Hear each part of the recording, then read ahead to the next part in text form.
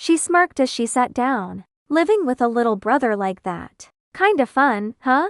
Not bad for a kink. Those ears look almost too real. I ignored her nonsense and started questioning her past. According to Tina, she and Nolan came from a rich family. When they were in middle school, their family business collapsed, and they were left penniless with no one to rely on. Pride kept them from going to an orphanage. At just 14, Nolan crossed the border to Mexico to work illegal jobs and send money home for Tina. But that life didn't last. He left in the spring and by winter, he was dead. Malnutrition, illness, abuse from his employers. The cause of death wasn't even clear. The labor agency paid Tina a fat settlement to shut her up. She buried his ashes and left the city. She'd scraped by ever since, did whatever she had to do. Later, she married into wealth, a guy in the pharmaceutical industry. Life finally got easier. But every year, without fail, she came back to visit Nolan's grave.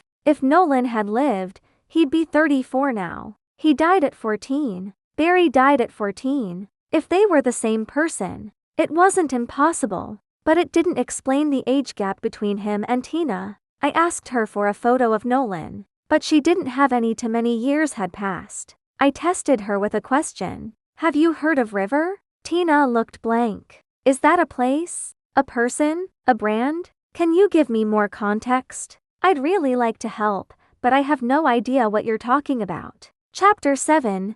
Born to Kill, Destined to Be Alone. River is a killer organization. Their rules are brutally simple. If you pay enough, anyone can be killed. Anyone can be a target. No exceptions, no failures. The assassins of River rarely know each other. Crossovers are almost non-existent. The organization deliberately prevents us from forming any kind of bond. As far as I know, there isn't a single assassin in River who has a full set of parents. They love orphans. Can't get enough of them. In fact, they run a massive orphanage themselves, an outwardly normal welfare facility. But in reality, every child in there is a killer in training. River picks out the promising ones and takes them away for grooming. Official story? They've been adopted. I was chosen when I was 8. And the reason they picked me was bizarre, to say the least. They said I had an unremarkable face. One of those disposable looks you forget the moment you glance away.